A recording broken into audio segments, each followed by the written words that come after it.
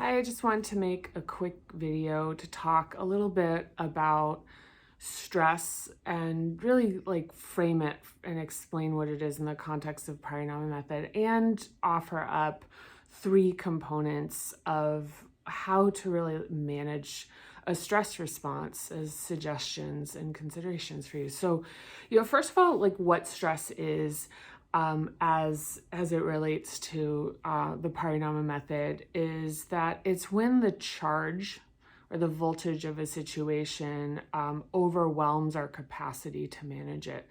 And just saying that, I can imagine that for some folks, the sense of saying that stress is not being able to handle something is immediately going to surface a sense of, maybe like inadequacy, shame, or I should be able to handle that. So that's step one. So the first step of these three components is to stop assuming negative intent about yourself. So, one of the things about stress is to think like, well, I should be able to handle this, or even, minimizing how you feel, like it's not that big of a deal. Things like, and even things like enhanced or increased aggravation and lashing out, which, this one's a little bit more on the nuance side in terms of like the like negative intent doesn't exactly live here, but just a point to say like, well, we're in the stress response. One of the things is that we can actually like kind of like expand the overall initial impact of it by making sort of like a bigger situation that we actually wind up having to unwind when the activation goes down. But first and foremost, I want to say that, for a stress response, the first thing is to just really accept your capacity for what it is, which is, like I guess I can provide some personal examples. So one this week was I'm the chair of a board, and we got some news in terms of being over budget on a couple items. And what that did is it really activated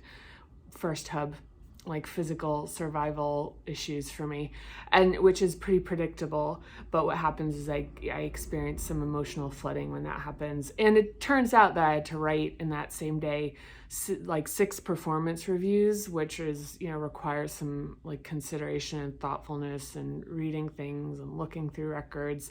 So that kind of like flooding had me incapacitated, because one of the things about stress is that when the demand of the situation exceeds our current capacity, the charge of the situation is like overwhelms us, and we lose full functioning, just of things that extend past the the matter, like the stress event.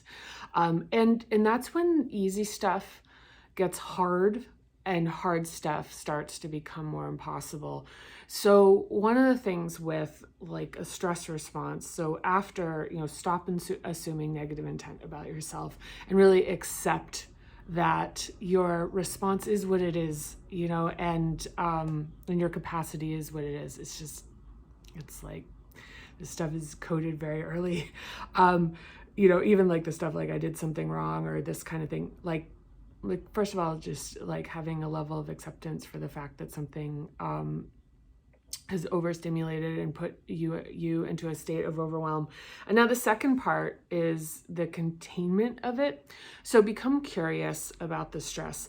So one of the things about it is typically, some kind of common reactions are that it becomes so expansive that it's sort of like absolutely like unmanageable, as far as it just seeming like much like larger than can be comprehended. And the analogy I use sometimes is like a guitar string. It's like you pluck it and it's everything. It's everywhere and nowhere. And so that the sense of overwhelm is just that it's very like the increasing difficulty of really being able to like feel like it's even possible to understand and fully comprehend the extent of what's happening and be able to see it within context is probably a better way to describe that. So there's that part of it becoming larger, and then there's the other sort of side of the spectrum which is like it becomes a hairball where it's so tight that it's really hard to figure out how to like create some space in that. So the second part, after stop assuming negative intent about yourself or like considering that you should, that you did something wrong or should be able to handle this better, now become curious. So do a little detective work with like cognitive and even somatic, physical. And so one of the things about stress responses is that sometimes they can actually just pull everything in with them when it's an isolated event or it's a certain aspect of a situation. And so really so some folks can easily access that, but for those who just kind of feel like everything's been taken in by this, one way to do do this kind of detective work and become curious is to scan the body and to look for sensation. And so one of the things about physical security matters is that there are a couple things.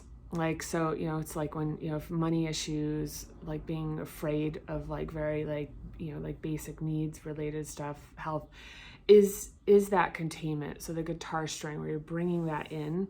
And so bringing yourself into the like container of your body and feeling the boundary of it. And then on the other hand, for the hairball, it's kind of breathing some expansion into it. So it's the inhale and exhale. And then on the other side of that, it's kind of bringing yourself into the physical containment of your body.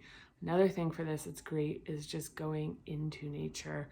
And I think that what nature does for us, it kind of it's like beyond what can probably be logically explained about how that regulates us and that connection. But one of the things, like for the curiosity part, is looking into our bodies and seeing like where we find sensation. So we're talking about physical security.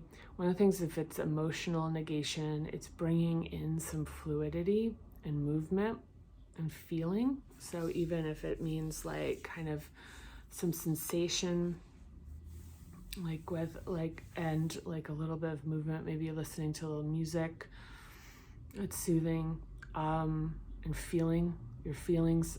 This, some of this, like some of the things that can be done for this is like writing stuff out, talking stuff out, and then feeling like whether you feel compressed in your torso, like so power, whether your power feels like it was undermined, whether you feel, it's like stomach upset can be a part of this. There's a lot of other symptoms that you can get into in the book, but but there's also like one of the things for me is that feeling tightness in my chest. Like it surprises me often how, for me, realizing how like connections with people are impacted by things, and I can feel that with like the hurt, and also and then looking at tension in the throat, like things that are unsaid. And then, even eye strain, headaches, things like, it's like if it's hard to see things, or, it's getting hard to, like that can be like part of, like part of an exploration, if that's part of what's happening. And then even tingling or discomfort or pain in the top of your head. So all of these things where we're kind of looking through, scanning our body, and then corresponding those with the hub, and then doing some exploration there can help with the understanding of, of really like what interrupting and stressing factors are impacting the hub, and doing a little work in there.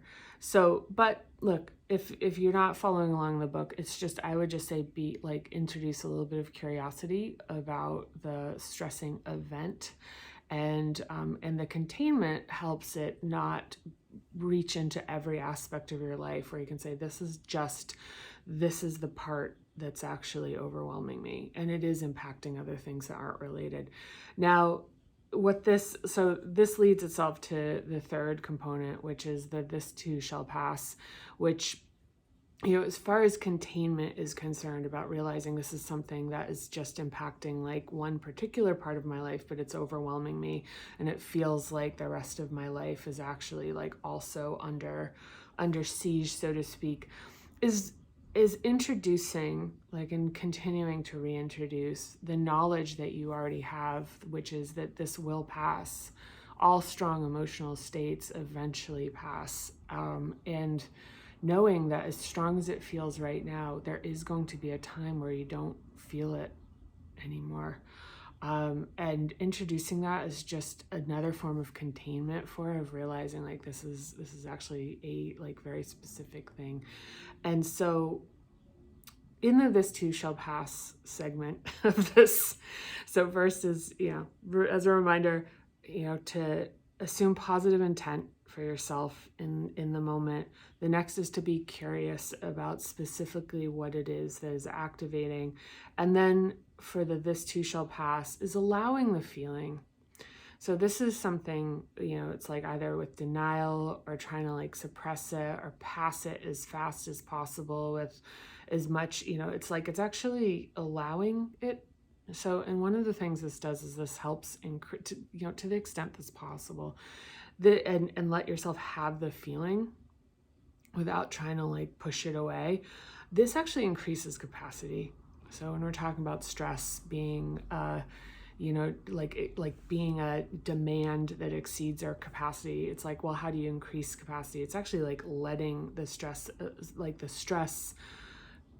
like feel it to the extent that you can, and start to build like a better, I guess, maybe like relationship with it, and also containing it to the situation that it is, and containing it also to realizing that it's like this will pass, and then comfort it. So, depending on the specific impacted hub, and, like, as mentioned earlier, which is like the guitar string or the hairball, whether it's physical security, whether it's heartache, whether it's like intensity, of holding something back, whatever it is, like whatever hub this relates to, is using techniques and exercises. And if you have the book, they're in the end section of each of the part 2 chapters, like looking at comforting the feeling instead of trying to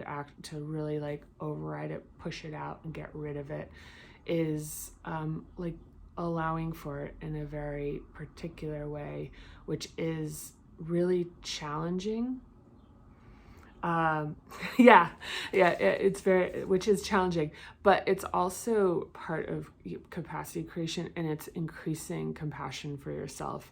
So, going back to the assuming positive intent for yourself, is that kind of like notion of like having like shame or you should have done this better, or it's like, so the feelings, it's like you shouldn't feel this way, it's like you do feel this way, and to allow yourself to have that, and this is like a really nurturing thing to experience, is to allow yourself to have the feeling and the emotion that you're having. So this was not a short video. I did not do well by that, but if you've made it this far, thank you. Please like and subscribe. It really encourages me. Hopefully this is going to be the last video where I'm not editing it. I'm working on getting, tightening these videos up and making them a little bit easier to watch, and watching them has really helped me see where I can just keep getting better. So I'm looking forward to doing that. Thank you for being along for the ride this far, and I'm looking forward to seeing you soon. Bye.